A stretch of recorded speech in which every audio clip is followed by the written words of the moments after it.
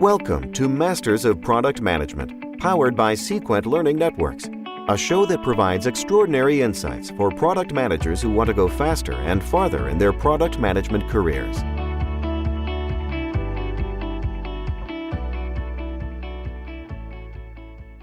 Hello, this is JJ Rory, Vice President of Sequent Learning Networks. In our Masters of Product Management podcast, we tap into the experiences of people who work in and around product management to help you learn and grow in your product management career. I am very excited about our topic today because it is something that no matter the company or industry or types of products that you create, it is critical to your overall success in product management, and that is optimizing cross-functional collaboration. Product management, by its very nature, is collaborative. On a daily basis, we are working closely with engineering, marketing, sales. Depending on your industry, you have compliance and supply chain and quality assurance, many other internal and external partners. The struggle to perfect these cross-functional relationships is something that comes up repeatedly in our work with our clients, with our participants in public workshops, and generally as I am networking in the product management community. Collaboration is part and parcel to product management, and so it's very often top of mind for a lot of us. It's not to say that we always have bad relationships with our internal stakeholders, but because it is such a critical part to our success, we are typically striving to improve this collaboration and to improve our relationships. So our guest today seems to have figured it out better than most of us, including myself.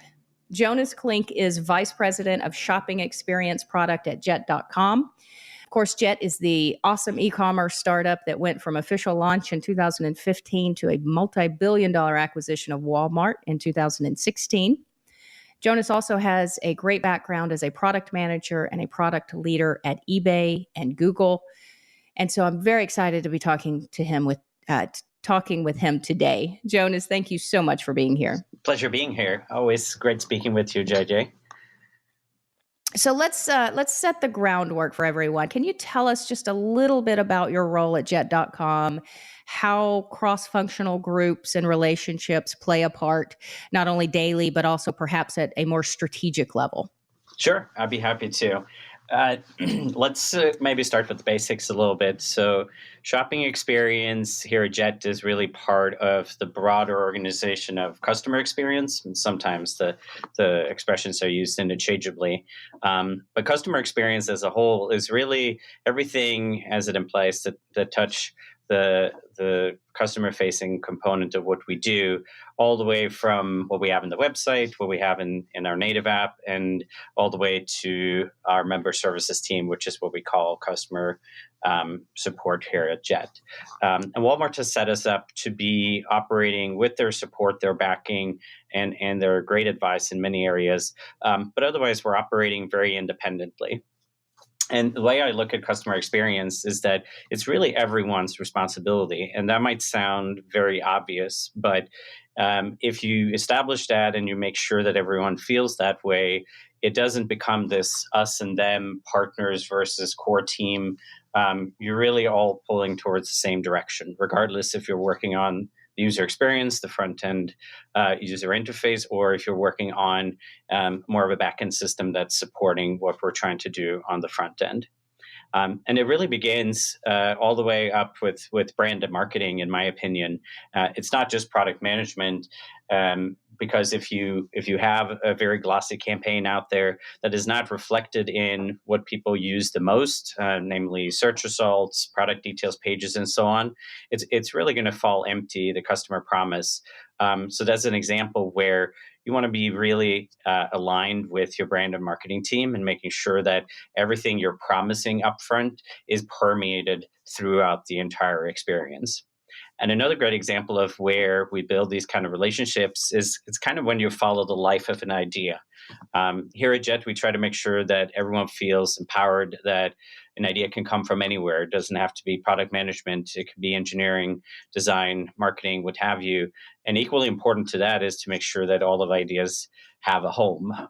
We manage them through Jira that we use very simply to put all of our ideas in a backlog, and then as the ideas get prioritized, that's when we start forming cross-functional teams to work on the discovery aspect of things. You'll have product management, design, research, and technology work together with other key stakeholders, depending on what problem that we have. And again, it's really the problem that we're trying to solve for the customer and the value that we're trying to deliver that binds all these functional pieces together.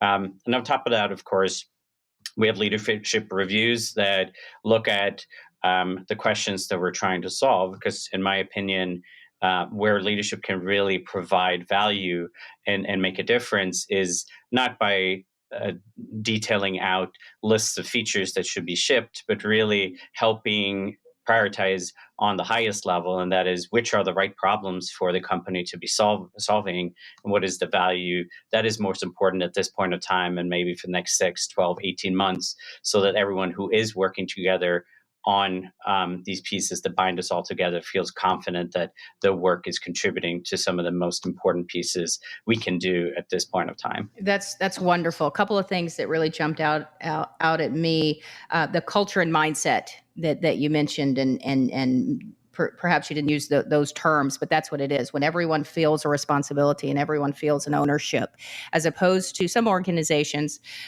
where product management owns the product and they try to get people to come help them on their product as opposed to our product.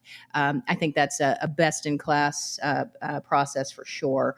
The other thing is I love the leadership reviews, and so many of our clients and so many of the companies out there get into the feature factory mindset. Unfortunately, they know it's wrong. They know they should be more strategic, but it's hard to get out of that once you're in it. And so to have that built in is really important. And it sounds like a great mechanism to make sure that those strategic areas and those strategic alignment are always part of your processes. That's wonderful.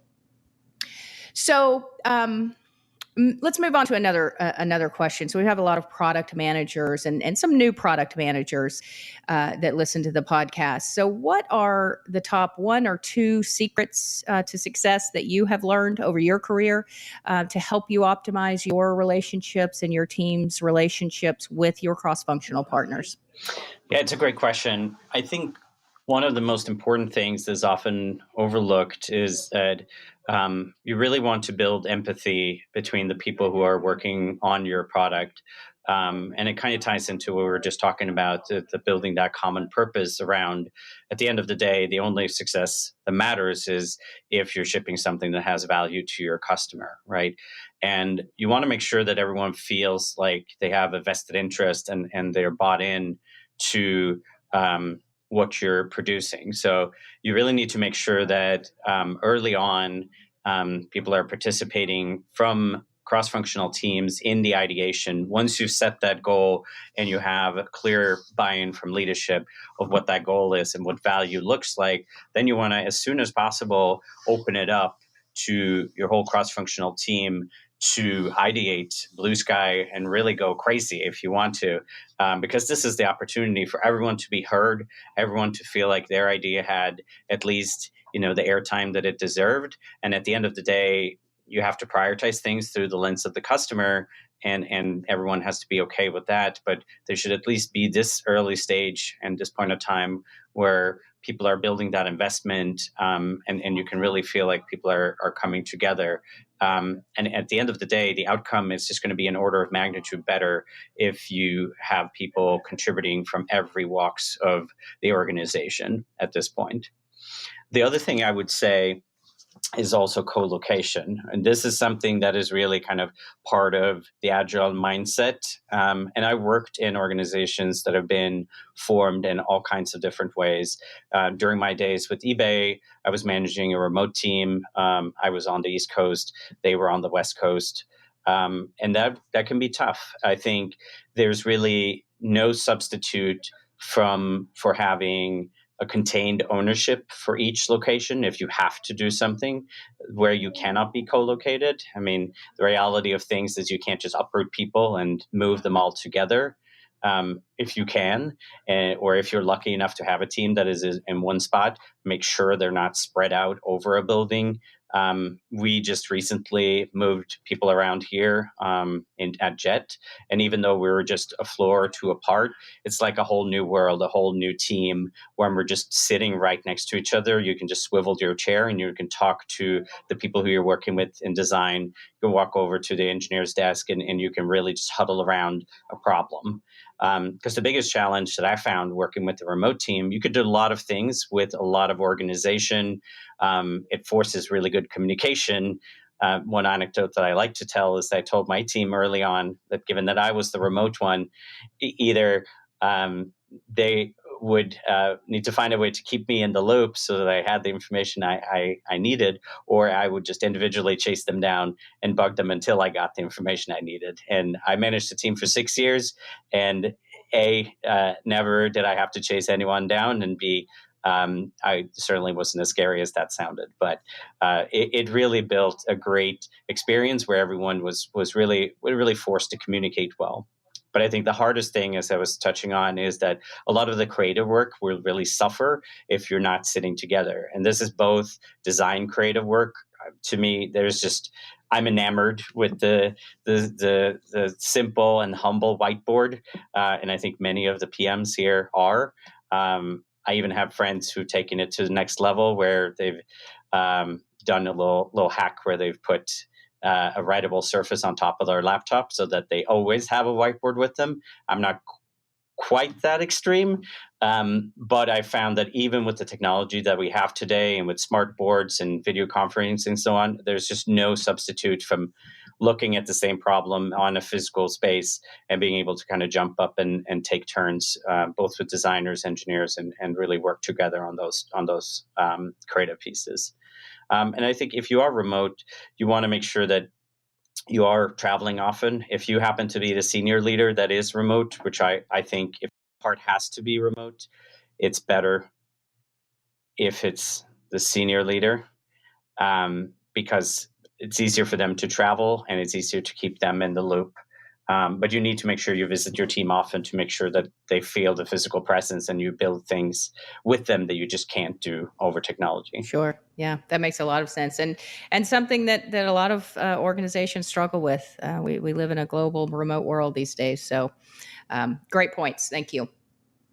So finally, and I think this will be my last question for you. A lot of our partners in the various cross-functional areas have a good understanding of product management, but we still have some folks who are very smart, very brilliant people in their own right, but they still just don't quite understand the function of product management. Product management is not something that's taught in school, in university. It is something that you learn on the job if you're lucky. And so when you have partners who may not have that background in product management, how do you help them understand the processes, the challenges, the nuances of the discipline of product management? Yeah, I think this is a really interesting question, because I think part of the appeal of product management to me, I'm a big sucker for puzzles and problem solving. I have an engineering background, so I was probably damaged from the early years for those things. But if you love puzzles, what better occupation to get yourself into than product management, where it seems to be the case that everyone has a product manager, especially in our industry, but everyone does it differently. And even though there's thousands of books and blogs and what have you on the subject, it just seems to be very, very hard for people to figure out and to understand. So if you love puzzles, PMing might just be a puzzling occupation for you. But jokes aside, let me unpack it a little bit. I mean, first off, let's talk about why this understanding is critical. I think that as much as our industry has made product management in many cases a very, very central role, if you take a step back and you look at it, you really can't achieve anything without having these partnerships. Because as much as you can send your product managers off and do discovery and really deep research and craft beautiful product briefs and wireframes that will bring people to tears in their beauty, you're not going to be able to get anything out to your customer without having your designers, your engineers, and everyone else that's critical to the release, right?